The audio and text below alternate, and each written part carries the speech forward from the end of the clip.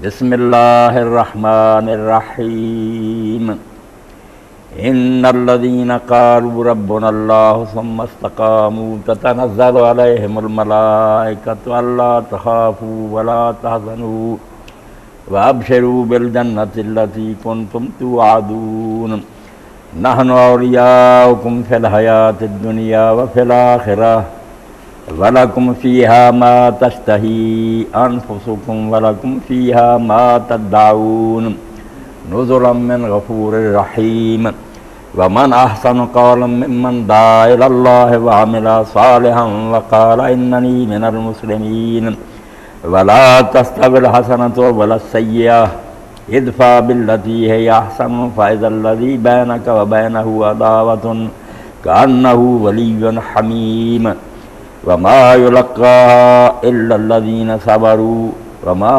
يلقاها إلا ذو حظ عظيم وإما ينزغنك من الشيطان نزغ فاستعذ بالله إنه هو السميع العليم۔ میں نے سورہ حامیم سجدہ کی 30 نمبر آیت سے لے کر 36 تک آپ کے سامنے پڑھی ہیں۔ اللہ رب العالمین نے ان آیات کریمہ میں مومن کے 2 مقام بیان کیے ہیں۔ ہر شے جو ہے اس میں جو وصف پایا جاتا ہے اس کے 2 مدارج ہوتے ہیں۔ ایک تو کہ خود وہ چیز اپنے وصف میں کامل ٹھنڈی ہو تو بالکل یخ، اور دوسرا یہ کہ اگر وہ اتنی ٹھنڈی ہے تو پھر دوسروں کو بھی ٹھنڈا کرے، جس پانی میں ڈالا جائے لسی وغیرہ میں اس کو بھی ٹھنڈا کرے۔ ایک صفت لازم کہ خود اس کے اندر پہلے وہ بات پورے طریقہ پر، جو خود ٹھنڈا نہیں ہوگا دوسروں کو کیا ٹھنڈا کرے، پہلے خود ٹھنڈا ہو پھر دوسری چیز میں بھی وہ اپنی ٹھنڈک جو اس کو متعدی کرے۔ خوشبودار چیز دیکھیں کہ پہلے اس کو خود خوشبودار ہونا چاہیے کہ ناک کے ساتھ لگائیں تو قوت شامہ اسی وقت محسوس کرے کہ بہت خوشبودار، بذات خود خوشبودار ہو، اور پھر جس چیز کو چھوتی جائے وہ بھی خوشبودار ہوتے ہیں۔ ایک لازم صفت، ایک متعدی، پھر اپنے اندر ایک دوسروں تک پہنچ رہی۔ یہی بات اللہ رب العالمین نے کہی کہ ایمان والے لوگ جو ہے نا ان کا بھاگ پہلا یہ ہے کہ وہ خود دین میں کامل اور مکمل ہوتے ہیں، ان میں آپ کوئی کمی نہیں ہوتی۔ دوسروں کو وعظ و تبلیغ کی منزل تو بات کی ہے نا کہ پھر اس پیغام کو دوسروں تک پہنچانا۔ پہلے مومن کیسے ہونے چاہیے؟ ان الذین قالوا ربنا اللہ، بے شک وہ لوگ جنہوں نے یہ اعلان کر دیا اور یہ عقیدہ اپنا لیا اور اس پر ایمان لے آئے کہ ہمارا رب اللہ، سارے دین کا خلاصہ۔ جیسے حکیم صاحب نے حدیث پاک بولی، قرآن ہی سارے فتنوں سے نجات کا سبب ہے اور یہ سب پر حاکم ہے، مہم ہے، پہلی کتابوں پر بھی حاکم ہے، بعد میں بھی بخاری مسلم وغیرہ سب پر حاکم ہے، کوئی کتاب اس پر حاکم نہیں۔ یہ اللہ کی کتاب ہے جس میں کوئی رد و بدل نہیں، یہ حاکم ہے، یہ حق ہے، کسوٹی فیصلہ کرے گی کہ یہ روایت جو اللہ کے رسول کی طرف منسوب ہے یہ حضور فرما بھی سکتے ہیں، یہ نہیں کہ حضور کی بات ماننے کے بعد رد کی جائے۔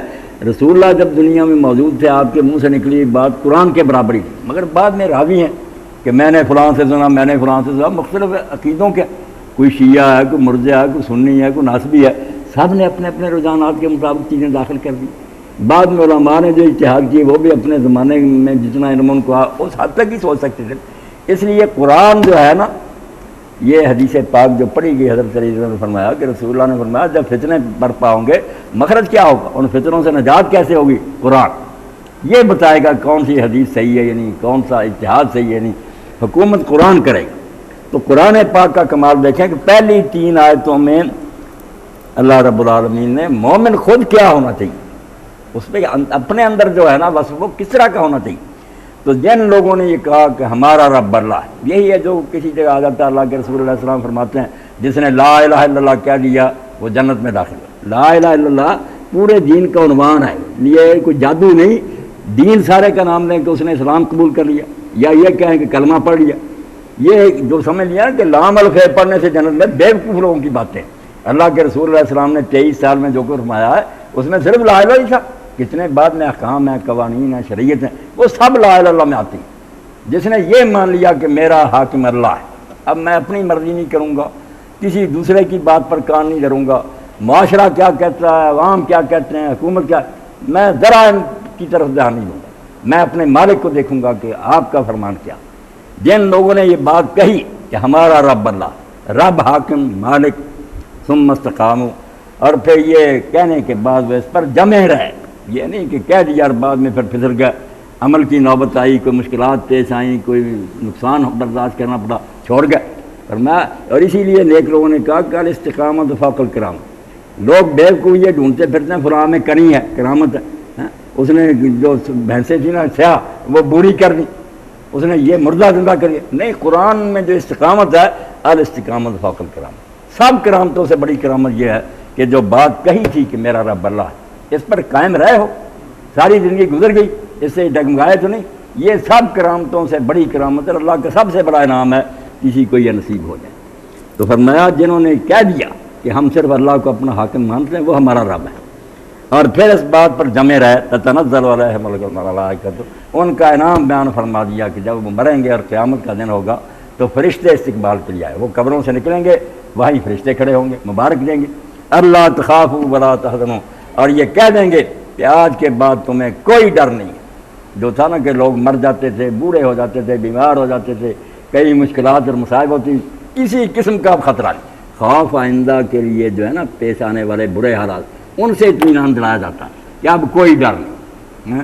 اور پیچھے ولا تحزنوا، اور جو پیچھے گزر گیا زمانہ دنیا میں گزارا ہے اس پر بھی اب تمہارے پچھتانے کی کوئی نوبت نہیں آئی، تمہاری سب نیکیوں کی قدر ہوگی، تمہیں ذرا یہ گلہ نہیں ہوگا کہ ہم نے خیرات کی تھی کچھ نہیں ملا، ہم نے روزے رکھے تھے ہمیں کیا ملا، نہیں، فرمایا فرشتے آئیں گے اس وقت تمہارے سامنے اور وہ مبارک دیں گے کہ اب نہ آئندہ کا کوئی خوف ہے مستقبل کا اور نہ ماضی کا کوئی پچھتاوا ہے، نحال ہو جاؤ گے، جھولیاں بڑھ جائیں گی، بامراد ہو جاؤ گے، اب تمہاری توقع سے زیادہ مالک دے گا، وابشروا بالجنۃ التی کنتم توعدون، اور خوش ہو جاؤ، اس جنت کی مبارک قبول کرو جس کا تم سے وعدہ کیا جاتا، دنیا میں وعدے تھے، یہ جنت کھڑی ہے، دیکھ لو، گیٹ کھلے ہوئے ہیں، فرشتے سلام کے لیے حاضر ہیں، اور خود رب کریم تمہیں سلام کہتا ہے کہ آج جو کہہ گئے نا کہ ہمارا رب اللہ، اور پھر اس بات سے ڈگمگائے نہیں، یہ انعام ملے گا ان کو۔ نحن اولیاؤکم فی الحیات الدنیا وفی الآخرہ، ہم دنیا کی زندگی میں بھی تمہارے دوست ہیں،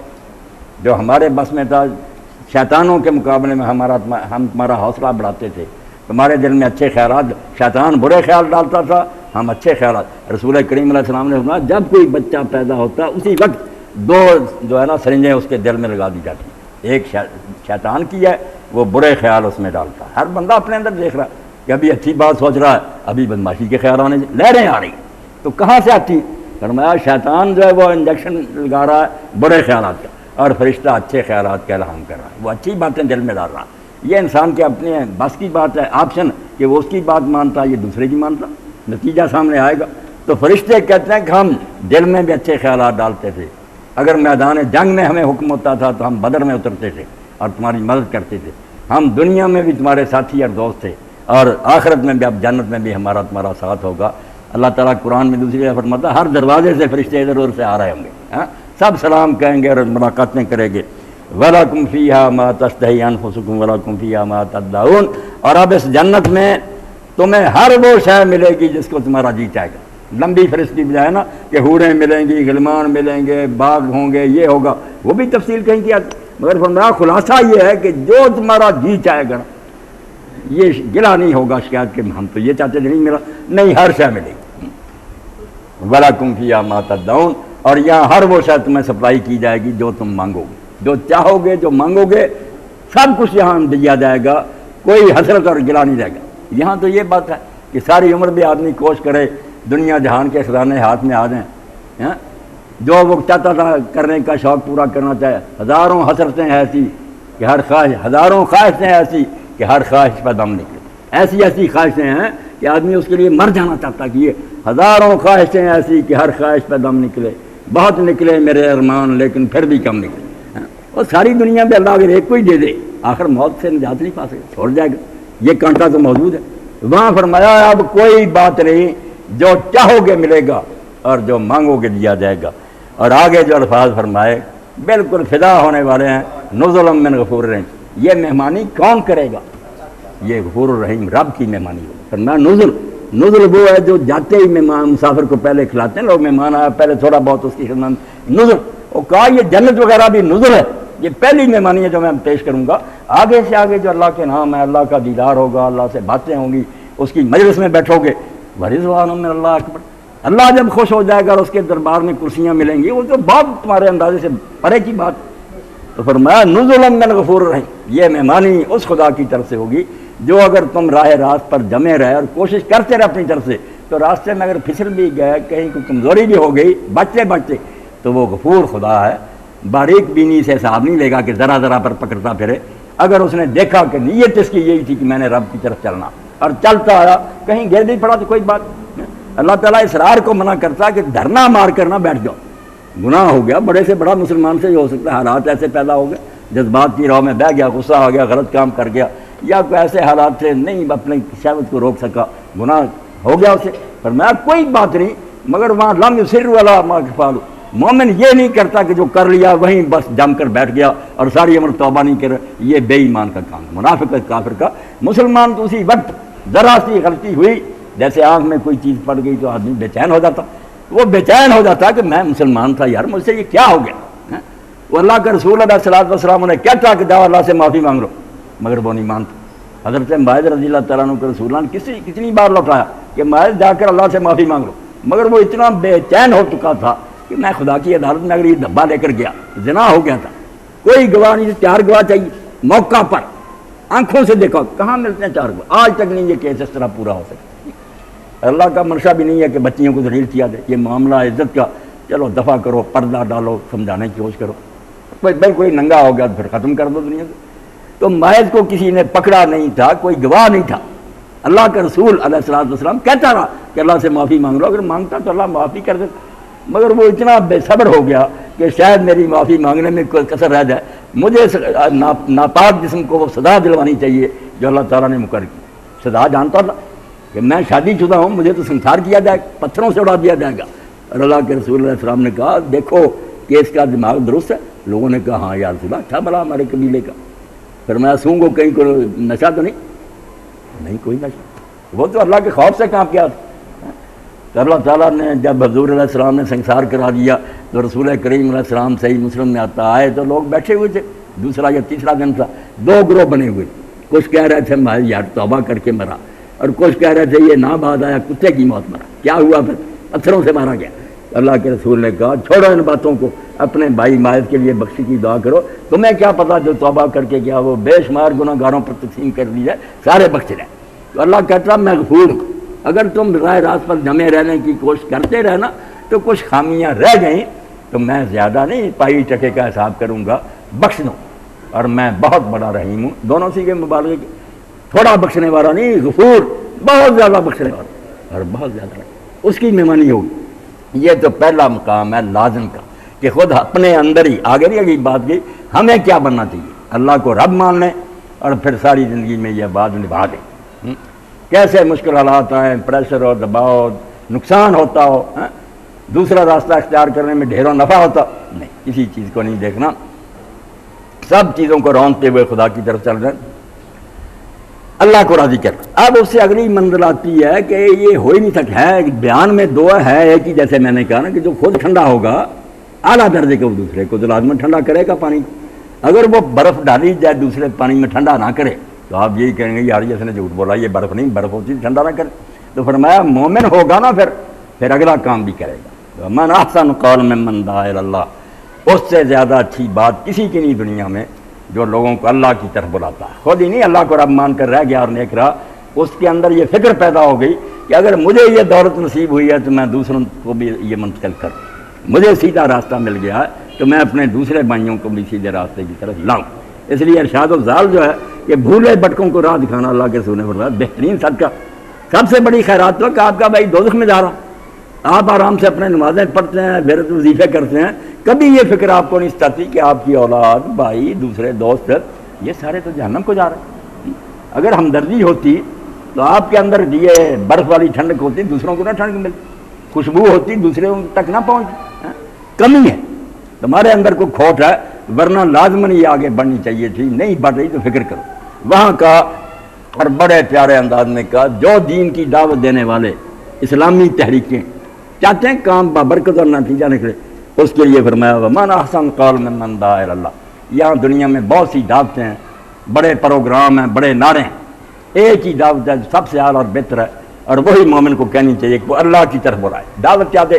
کسی کی طرف نہ بلائے، نہ کسی امام کی طرف، نہ کسی کتاب کی طرف، نہ لیڈر کی طرف. لا الہ الا اللہ، اس کی ساری گفتگو کا خلاصہ نچوڑ جو گھیر گھار کر بات لائے کہ جو اپنا اصلی مالک ہے اس کو پہچانو، جس نے پیدا کیا ہے، جو اتنا رزق دے رہا ہے، اتنی نعمتیں ہر وقت اس کی ہم استعمال کریں، زمین و آسمان بھرے ہوئے ہیں اس کے خزانوں سے جو ہمیں فیض پہنچا رہے ہیں، اور مر کر بھی اس کی عدالت میں جائیں. اس اللہ کی طرف بلائے، اللہ کی محبت. رسول علیہ الصلوۃ والسلام کیا سب اسی میں اللہ کا ہی بھیجا ہوا نا رسول. اللہ کی کتاب ہے قرآن، اللہ کی عدالت، اللہ ہے اصل، اللہ کا پتہ دو، اس کی طرف لوگوں کو بلاؤ. تو فرمایا دعوت کا اصول اور بنیاد کیا؟ جو بات کرو، ہر درس اور ہر تقریر کا نتیجہ یہ ہونا چاہیے کہ جو غافل ہیں، اللہ کو بھولے ہوئے، انہیں اللہ یاد آ جائے. وَمَنْ أَحْسَنُ قَوْلًا مِّمَّنْ دَعَا إِلَى اللَّهِ. سوال کیا اس سے بہتر کس کی بات ہو سکتی ہے جو لوگوں کو اللہ کی طرف بلاتا، نہ کسی آستانے کی طرف کہ دربار فلانے پہ جاؤ. وہ ایک ہی دربار کو جانتا، اسے ایک آستانے کے پتا، وہ اللہ کا آستانہ، وہ نہیں کسی اور کو جانتا. یہ مسجدیں جو ہیں ان کو بھی حضور علیہ السلام نے فرمایا کہ یہ بیت اللہ جو مکہ میں نا اس کی شاخیں ہیں، وہ اصل بینک ہے، یہ اس کی برانچیں. بیوت اللہ ان کو بھی کہا، یہ بھی اللہ کے گھر، ان میں جو آتا ہے. اسی لیے فرمایا گھر سے جو وضو کر کے آتا ہے اس کے ہر قدم پر نیکی لکھی جاتی ہے اور ایک ایک گناہ معاف کیا جاتا ہے. عمرے کا ثواب اللہ دیتا اور کہتا ہے یہ میری ملاقات تو ہے. وہ ظاہر ہے، اللہ مظہور ہے. وہ ملک ملنے کے لیے آیا، ملنا کس سے چاہتا؟ اللہ. عربی کے لفظ میں ظاہر اور مظہور. تو فرمایا مظہور پر حق ہوتا ہے کہ وہ ظاہر کا احترام کرے، اس لیے اللہ تعالیٰ اپنے مہمان کو کیوں خالی لوٹائے گا، جھولیاں بھر دے گا اس کی. تو فرمایا جو اللہ کی طرف بلائے اس سے اعلیٰ کسی کی دعوت نہیں. جو اور دعوت دیں گے نا غریبوں آ جاؤ دولت دیں گے تمہیں، امیروں کا علاج سب جھوٹے. یہ مسئلے خود ہی خود حل ہو جائیں گے اگر اللہ کی طرف لوگ آ گئے. اگر اللہ کی طرف نہ آئے تو جیسے مولوی صاحب رحمۃ اللہ علیہ کا پڑھ رہے تھے کہ کیا بارشی کے انقلاب کا بنا، سوشلسٹوں تک آیا تک بنا، کسی غریب کا مسئلہ حل نہیں ہوا. جو ملک دوسروں کو سپلائی کرتا تھا گندم وغیرہ، محتاج ہو گیا فقر رشیا. لوگوں نے کام چھوڑ دیا، ڈنڈے سے کام دینا چاہا مجھے. جب آپ نے کسی کو دینا ہی نہیں سوائے روٹی کے، کیوں لوگ کھپے گئے؟ دین ہے متوازن. تو فرمایا اس سے بڑھ کر پہلی بات تھی کہ خود اللہ کو مانے اب جمع رہے، دوسری ہے پھر اس کو آگے منتقل کرے. اگر روشنی ہے تو سارے روشنی پھیل جانی چاہیے. مومن میں اگر روشنی ہے ایمان کی، کیوں نہیں دوسروں تک پہنچی؟ اس کے پاس بیٹھنے والے کیوں محسوس نہیں کرتے کہ یار یہ اور طرح کا آدمی، اس کی باتیں بڑی پیاری. تو فرمایا اس سے بڑھ کر کسی کی بات اچھی نہیں جو لوگوں کو اللہ کی طرف بلائے. مگر ساتھ ہی فرمایا کہ اللہ کی طرف بلانے والے بھی کئی اٹھ کھڑے ہوں گے کہ یہ تنظیم ہے، یہ جماعت ہے، یہ سارے باتیں کریں گے. نہیں، وہ عامل صالح، جو یہ کہہ رہا ہے وہ پوری طرح عمل کا مجسمہ، جو نیکی کی باتیں لوگوں کو بتاتا نا وہ ساری وہ خود کرتا. لوگ یہ نہ محسوس کریں کہ لوگوں کو یہ سکھاتا کہ خیرات کرو، آپ ایک ٹکا بھی نہیں کبھی دیتے. یہ کہتا اللہ کو یاد کیا کرو، کبھی ذکر نہیں کرو. قرآن بہت اچھی کتاب تلاوت کرو، میں کبھی پڑھتے نہیں دیکھتا. ہمدردی کرو، غریبوں کی امداد کرو، آپ کبھی نہیں توجہ کی. فرمایا نہیں، وہ جو کچھ کہے گا اس کا عملی پیکر ہوگا، سر سے پاؤں تک نا وہ اس سانچے میں ڈلا ہوگا. تو جو اللہ کی طرف بلائے خود بھی نیک کام کرے، اس کے قول و فعل میں تضاد نہ ہو کہ باتیں اور کام اور. وقال اننی من المسلمین. اور تیسری بات یہ کہ وہ یہ کہتا ہو کہ میں صرف مسلمانوں میں سے، کوئی اور اپنے پر وہ لیبل نہ لگائے کہ میں حنفی ہوں، میں شافعی ہوں، میں اہل حدیث ہوں یا فلاں ہوں. نہیں، جب بھی بات ہو تم کون ہو، میں مسلموں میں سے مسلم. اب یہ چھوٹی سی بات نہیں، جس ماحول میں یہ بیان ہوئی ہے کہ وہ کہے کہ میں مسلمان ہوں، وہاں یہ کہنا مسلمان اپنے آپ کو آگ کوئلوں پر لٹانا تھا. اب تو ہم کہہ دیں نا پوچھتا کون مسلم، ہمیں کوئی نہیں کچھ کہتا. اور مکہ میں جب یہ صورت نازل، فرمایا جو لوگوں کو دین کی دعوت دے، رسول اللہ آپ کے ساتھی خود بھی نیک عمل کرتے ہوں اور علانیہ کہیں جرات سے اظہار کریں، ڈرے نہیں کہ میں مسلم ہوں. اب بلال نے جب کہا دوسروں کیا انجام ہوا؟ کوئلے بچھا دیے گئے، وادی میں لے جاتے گرم پتھر رکھ دیتے. حضرت خباب بن الارت کا کیا حال ہوا رضی اللہ تعالیٰ. حضرت عمر رضی اللہ تعالیٰ عنہ کا زمانہ تھا. یہ چھوٹی بات نہیں، ہم ترجمہ سمجھ لیں وہ کہتا میں مسلمانوں میں سے نہیں. سوچو کہ کس دور میں کہتا تھا، کس شہر میں کہتا تھا. سب دشمن مخالف گھرا دباتے تھے، عذاب دیتے تھے. عورتیں اندھی کر دی تھی، نیرا کو مار مار کر ابو جہل نے اس کی آنکھیں جاتی رہی اور پھر تانے دیے کہ تو محمد کے خدا کو مانتی تھی، کیا اس کو کہ تجھے آنکھیں لوٹا دے. یعنی ظلم کی حد. کہا اس وقت بھی نہیں ڈرے، صاف کہہ دیا کہ بھائی جو کچھ کرنا کر لو، میں مسلم. دکھ دیے پھر. تو حضرت خباب رضی اللہ تعالیٰ عنہ، حضرت عمر رضی کا زمانہ، ان کے دربار میں بیٹھے. دربار کیا تھا؟ درویش سے حکمران بھی، مسجد تھی نا. ہوا سے کپڑا ہٹ گیا. حضرت عمر رضی نے دیکھا کہ جسم پر کوئی گوشت ہی نہیں تھا. بس چربی چربی. تو پوچھا خباب یہ تیرا کیا ہے؟ اس نے کہا عمر یہ مکہ کے دور میں ظالم کوئلے بچھا دیتے تھے اور مجھے اس پر رکھ دیتے تھے، جب تک میری چربی ان کوروں کو ٹھنڈا نہیں کرتی مجھے نہیں اٹھنے دیا جاتا. تو فرمایا مسلم وہ ہیں جو خود ہی نہیں مومن بن گئے بلکہ لوگوں کو بھی اللہ کی طرف بلاتے ہیں، خود جو کہتے ہیں اس پر عمل کرتے ہیں، اور پھر بغیر کسی جھجک اور ہچکچاہٹ کے اعلان کرتے ہیں کہ جیلوں میں بھیج دو، پھانسیوں پر لٹکا دو، اننی من المسلمین، میں تو مسلموں میں سے. اور دوسری بات اس میں یہ ہے کہ وہ ساری دنیا کو مطمئن کرتے ہیں کہ ہماری دعوت سے ہمارا قطعاً یہ مقصد نہیں کہ ہمیں حکومت مل جائے اور ہم لوگوں پر حاکمیت کرے. مسلم ہم تو خود فرما بردار، اگر اقتدار ملے گیا بھائی تو دوسرے لوگوں سے بڑھ کر محمد رسول اللہ اس قانون کی اطاعت کریں. عمر جو ہے نا دوسرے کچھ کمی چھوڑ دیں، عمر اور ابو بکر سب سے زیادہ اس چلیج کے پیرو. اس لیے یہ ڈر ہوتا ہے نا کہ لوگ اچھے نعرے لگاتے ہیں پھر خود اقتدار سنبھال لیتے ہیں، تخت پر بیٹھ کر آپ رب بن جاتے ہیں. فرمایا فکر نہ کرو اننی من المسلمین، میرے اقتدار میں یہ نہیں ہوگا کہ حکومت ملے گی تو میں تمہارا خدا بن جاؤں گا، میں تو خدا کے فرمان بردار بن جاؤں، اس کے عاجز اور مسکین بندہ ہوں. اور واقعی بن کر دکھایا. ان کی حکومت سے ہے فاحش رمز غریب، سلطنت اہل دل فقر ہے شاہی. علامہ اقبال کہتے ہیں جو حضور کے بعد حکومت کی ابو بکر رضی اللہ تعالیٰ نے حضرت عمر، اس سے لوگوں کو یہ پتہ نہیں چلا کہ اللہ والوں کی حکومت جو ہوتی ہے وہ حکومت نہیں ہوتی، اس کو تو بادشاہ کی حکومت ہم برائے نام کیا، وہ تو فقیری ہوتی. پھٹے ہوئے کپڑے، لوگوں کے مکان اچھے، لوگ آرام سے سو رہے ہیں اور خلیفۃ المسلمین میں رات کو پہرا دے رہے ہیں. لوگوں کے بچے اچھا کھا رہے ہیں اور اس کے بچے جو ان کے پاس صرف ایک پھانک دیکھ رہی خربوزے کی، حضرت ابوبکر کے پھاڑی جس کو کہتے ہیں. آپ نے کہا میرے گھر میں یہ کہاں سے آ گئی؟ میں تو روزینہ لیتا ہوں جس سے صرف روٹی پک، کھلانے سے میری تنخواہ بڑھ گئی. کہ انہوں نے کہا حضرت جو کھجوریں ملتی ہیں نا بیت المال سے، اس کی گٹھلیاں بچا بچا کر وہ گٹھلیاں ہم نے کسی کو دی اور اس سے یہ خربوزہ خریدا، ورنہ کہاں ہے ہمارے پاس دولت. پھر آپ کو تسلی ہوئی تو کہا کہ وہ دنیا کو مطمئن کرتا اور لوگ اس پر یقین کرتے ہیں کہ واقعی ایسا ہی ہوگا کہ اگر اس کی حکومت ہوگی تو یہ حاکم نہیں ہوگا مسلم، فرما بردار، اطاعت کرنے والا، خدا کا عاجز غلام بنا. اور ساتھ ہی ہے کہ کوئی محفلوں، دانشوروں، فلسفیوں، وکیلوں، وہ کبھی شرمندہ نہیں ہوگا کہ یہاں بات چلے تو میں چھپتا پھروں کہ نہیں میں تو اسلام کا یہاں ذکر ہی نہیں کرتا. نہیں، وہ یقین رکھتا ہے کہ یہ سارے لوگ جو ہے نا بھٹکے ہوئے ہیں، یہ خالی ہیں، میرے پاس ہے دولت اسلام کی. وہ ہر مجمع میں اعلانیہ کہتا ہے کہ میں یار شرمسار کیوں ہوں، میں احساس کتری کا شکار کیوں ہوں کہ میں گھٹیا ہوں، اننی من المسلمین، میں ہی تو سب سے برتر ہوں کہ میرے پاس اسلام. یعنی اس فکرے پر جس طرف غور کریں، دلیری اور اپنے عقیدے پر خوشی منانے کا کہ مجھے کوئی شرمساری نہیں کہ میں مسلم، میں تو فخر کرتا ہوں کہ اللہ کا نام، اور میں کبھی بندوں پر اپنی حکومت نہیں اس کا تخدمہ ہوں گا، لوگوں سے بڑھ کر اللہ کے حکم کی فرمان ہے. فرمایا جو یہ کام تین کرتا ہے نا، وہ اس کی دعوت، اس کی تحریک، اس کا پیغام جو ہے اس سے بہتر ہے اس دنیا میں کوئی. دوسری ساری دعوتیں نکمی ہیں، بیہودہ ہیں. رب کی دعوت کہ رب کو پہچان لو اور دنیا جہان کی نعمتیں حاصل ہو جائیں گی، اب بھی سلطنت. آگے فرمایا کہ جو یہ کام کرنا چاہتے ہیں وہ سمجھ لیں کہ یہ کوئی آسان کھیل نہیں ہے، یہ بازی بڑی مشکل ہے، کیونکہ راستے میں مخالف ہیں، دشمن ہیں، پروپگنڈے کریں گے، بدنام کریں گے، دنیا کے سارے جھوٹ تمہاری طرف منسوب کریں گے، گلی گلی محلے محلے ان کے جج جا کر کہیں گے اس کی بات نہ سنو، یہ کافر ہے، یہ مردود ہے، یہ گمراہ. تو اب کیا ہوگا؟ دکھ بھی دیں گے، ماریں گے بھی. ولا تستوی الحسنۃ ولا السیئۃ، اصول سمجھا دیا کہ اللہ کے رسول آپ بھی اور آپ کے ساتھی بھی اور قیامت تک آنے والے سمجھ لیں کہ نیکی اور برائی ان کا نتیجہ بالکل کبھی ایک نہیں نکل سکتا. یہ الگ الگ دو چیزیں ہیں، الگ الگ ان کا نتیجہ ظاہر ہوگا. برائی کا نتیجہ آخر میں جا کر برا نکلے گا، اور نیکی پہلے بے شک مشکلیں آئیں، اس کا کوئی اثر ظاہر نہ ہو، آخر میں نیکی کا اچھا نتیجہ نکلتے رہے گا. اس لیے آپ یہ ذہن میں بٹھا لیں کہ کبھی غلط کام کے بدلے میں غلط کام نہیں کرنا. جو انقلاب کی بات ہے نا کہ لوگ غلط کام کریں، اٹھ دو، اس کے بالکل اٹھ کر دو، بے شک یہ بھی اس سے بڑا. فرمایا نہیں، مومن نہیں ایسا کرتا.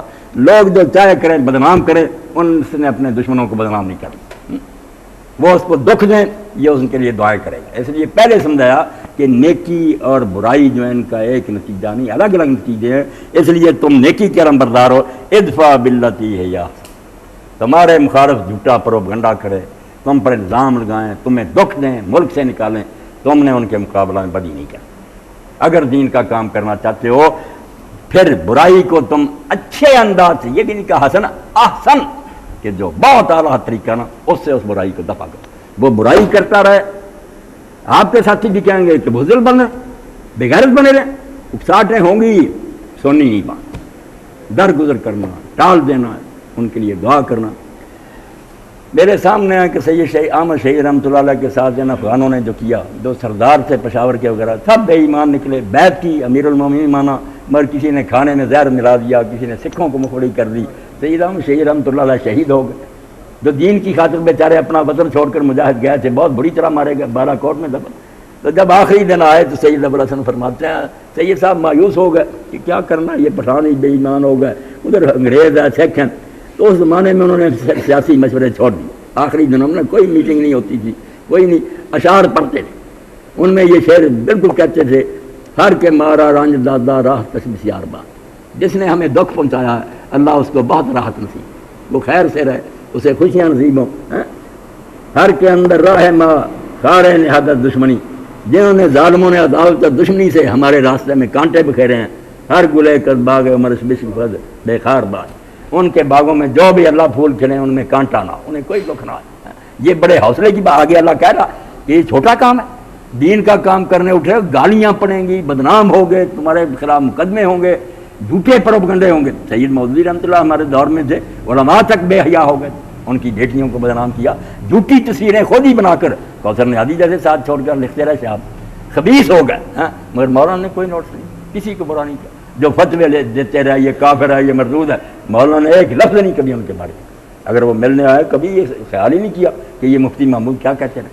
تو اللہ کہتا ہے کہ نیکی اور بدی اپنا نتیجہ دکھا کر رہتی ہے، تم نے برائی کرنے والوں کو برائی کرنے دینا ہے، خود نہیں برائی کرنی، اس برائی کو دفع کرنا ہے بہت اعلیٰ طریقے سے، یعنی صرف یہ نہیں کہ درگزر کی بلکہ اس کے مقابلے میں اچھا سلوک کیا۔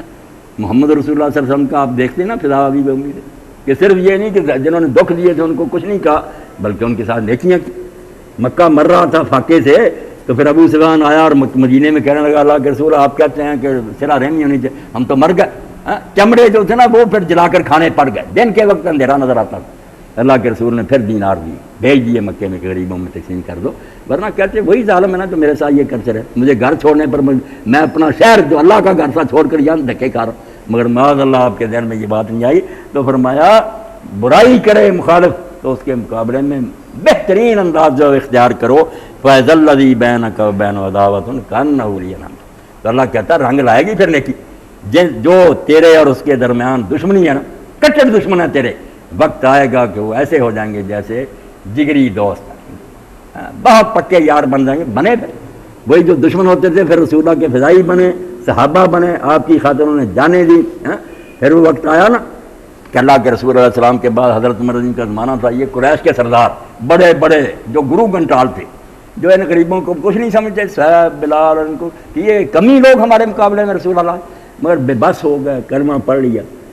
تو حضرت عمر رضی اللہ عنہ بیٹھے تھے، باہر حاجب دربان کھڑا تھا، یہ اجازت کے لیے کھڑے تھے، بڑے بڑے سہیل بن عمر جیسے دوسرے اجازت ہی نہیں مشغول تھے، بلال آیا اجازت مل گئی، غریب آیا اس کو اجازت مل گئی، ان کو بہت آخر میں اجازت ملی۔ جب وہاں سے اٹھ کر گئے تو آپس میں کہنے لگے شیطان ساتھ ہے نا، کہ یار عمر نے جو ہمارے ساتھ آج کیا ہے وہ تم نے دیکھ ہی لیا کہ ہم قریش کے شیوخ اور سردار تھے، ہم کھڑے رہے، اجازت ہی نہیں ملی، ان غریبوں اور فقیروں کو اجازت ملی۔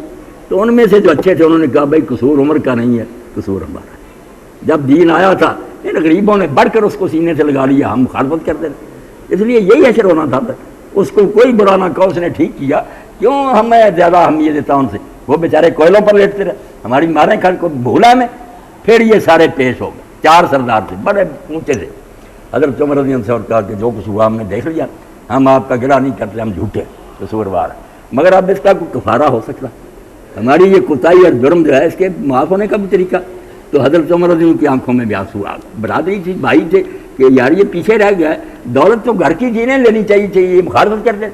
آپ نے صرف نہ دل پر ہاتھ رکھ کر اور باہر روک کر شام کو اشارہ کیا کہ وہاں مجاہدین لڑ رہے ہیں، جاؤ جانے قربان کر دو، چلے گئے، ایک بھی واپس نہیں آیا، سب وہاں شہید ہوئے۔ اللہ کہتا ہے اللہ کے رسول برائی کے مقابلہ میں تم نے کسی پر الزام نہیں لگانا، گالی نہیں دینی، بدلہ نہیں لینا، اچھا سلوک کرنا، وقت آئے گا کہ تیرے اور جن کے درمیان دشمنی ہے وہ پکے دوست بن جائیں، جن میں شرافت ہوگی، گنتی کے بعد میں رہی، اکثریہ ہے نا، کلیہ تو نہیں کہ سارے ہو جاتے ہیں، تھوڑی سی تعداد خبیثوں کی بھی ہوتی، وہ نہیں بعض آتے، ان کا علاج بھی حضور نے فتح مکہ پر کیا، 4-5 مرد تھے، 2-4 عورتیں، ان کو قتل کرا دیا، ان کو نہیں معافی دی، ان کے جرائم حد سے بڑے ہوئے تھے، باقی سب کو معافی دی۔ وما یلقاها الا الذین صبروا وما یلقاها الا ذو حظ عظیم۔ اب اللہ کہتا ہے اس راستے میں چلنے کا ارادہ ہے نا کہ دین کا کام کرنا، تو یہ بات جو اللہ نے اوپر کہی ہے نا کہ برائی کے مقابلہ میں بھلائی، یہ نصیب ہو سکتی ہے صرف ان لوگوں میں جو پہلے یہ محنت کریں کہ اپنے اندر صبر کا وصف پیدا کریں۔ صبر جو ہے نا اس کو بڑھائیں، برداشت کریں، اشتعال میں نہیں آنا۔ یہ صرف ان کو یہ چیز نصیب ہو سکتی ہے جن میں صبر ہوگا۔ جو جوش میں آ جاتے ہیں، غصے میں، ان کے بس میں نہیں، وہ تو ایسے کو تیسا ہی کریں گے، ایک گالی دے گا یہ 10 دیں گے، یہ نہیں دین کا کام کر سکیں گے۔ وما یلقاها الا الذین صبروا، یہ کام تو صرف وہ کر سکیں گے جن میں صبر ہوگا، برداشت ہوگی۔ وما یلقاها الا ذو حظ عظیم، اور فرمایا یہ کام دین کا کام اور برائی کے مقابلہ نیکی، یہ بڑے نصیبے والا کوئی کر سکتا ہے، بڑی بڑی دولت ہے جو اللہ کسی کو نصیب کرے۔ تو محنت تو ہر مومن کو چاہیے کہ وہ اس کے لیے کرے، مگر پہلے اپنے آپ کو تولے اور اس کے لیے پوری طرح تیاری کرے۔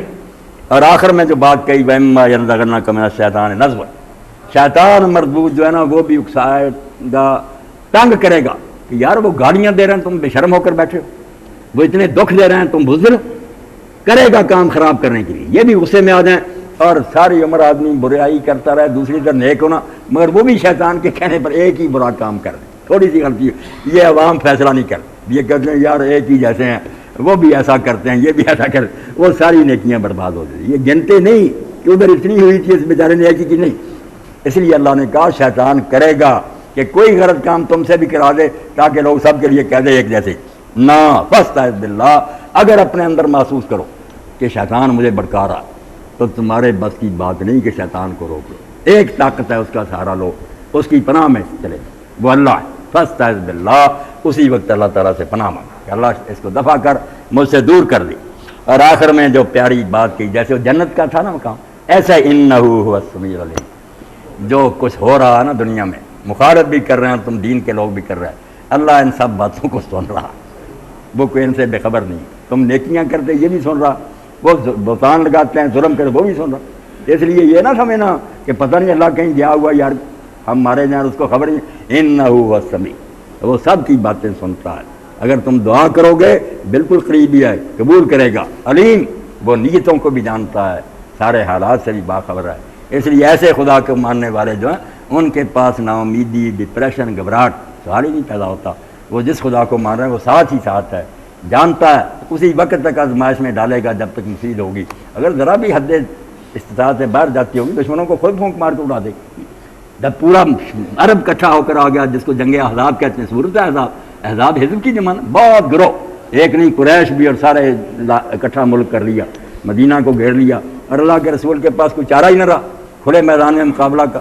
اللہ نے سلمان الفارسی کے ذریعے سمجھایا کہ یا رسول اللہ جدھر خالی ہے نا ادھر تو باغات وغیرہ ادھر سے نہیں آ سکے، یہ خالی سائڈ جو ہے یہاں خندق ہونی چاہیے۔ خندق ہونی، کافر آئے پریشان ہوئے کہ یہ نیا ہی طریقہ نکلا، ہم بے بس ہو گئے، باہری ڈیرے ڈال دیے، ادھر مسلمان سے ادھر وہ مہینہ بھر رہے، کوشش کرتے رہے، ایک آدمی کبھی کہیں باہر ہی آ گیا، ادھر گھوڑا تیز دوڑا کر مگر وہ قتل کر دیا گیا۔ اللہ قرآن میں کہتا ہے کہ تم تو کچھ بھی ان کا نہیں نقصان کر سکتے، اتنے زیادہ گلے میں تمہارے جان آ گئی تھی، مسلمان بیچارے سامنے ہم مارے گئے، مگر اللہ تعالیٰ نے پھر مدد فرمائی، سمیع علیم ہے، سنتا ہے، جانتا ہے۔ اتنی زور کی آندھی آئی تھی، دیگیں اٹھ گئی، خیمے اکھڑ گئے، جو کیلے تھے وہ بھی سارے باہر آ گئے، گھوڑے بھاگنے لگے۔ ابو سفیان نے تبر بجا دیا کہ یار یہ تو عذاب آ رہا، بھاگو یہاں، مدینہ کو چھوڑ کر چلے گئے۔ اللہ کہتا ہے مومنوں کی طرف سے اللہ ہی جنگ کے لیے کافی ہو گیا، تمہیں نہ لڑنا پڑا نہ کچھ بھی، محاصرہ نہ کام، مدد آ گئی تمہاری۔ تو فرمایا انہ هو السمیع العلیم، اگر دین کے راستے میں تم زبانی تانے لوگوں کے ہاتھوں سے ان کے ظلم سب برداشت کرو گے تو یاد رکھو تمہارا رب سن بھی رہا ہے تمہاری باتیں اور تمہارے حالات کو بھی جانتا ہے۔ تو یہ دو وصف ہیں مومن کے جو کہنے میں دو ہیں اکٹھے، جیسے برف کی مثال ہے، برف خود بھی ٹھنڈی ہے دوسرے کو ٹھنڈا کرتا۔ مومن ہوگا خود بھی نیک ہوگا، اور جو اس کے بس میں جتنے اس کے پاس رائے وسائل ہیں جہاں وہ بات کر سکتا ہے وہ بلا جھجک کہے گا کہ اسلام ہی حق ہے، دوستو اس کی طرف آ جاؤ۔ اس کے بعد اگر کوئی قبول نہیں کرتا، اس کو بدنام کرتا تو معاملہ اللہ کے سپرد۔ وآخر دعوانا الحمدللہ رب العالمین، وصلی اللہ تعالی علی خیر خلقہ محمد وآلہ وصحبہ۔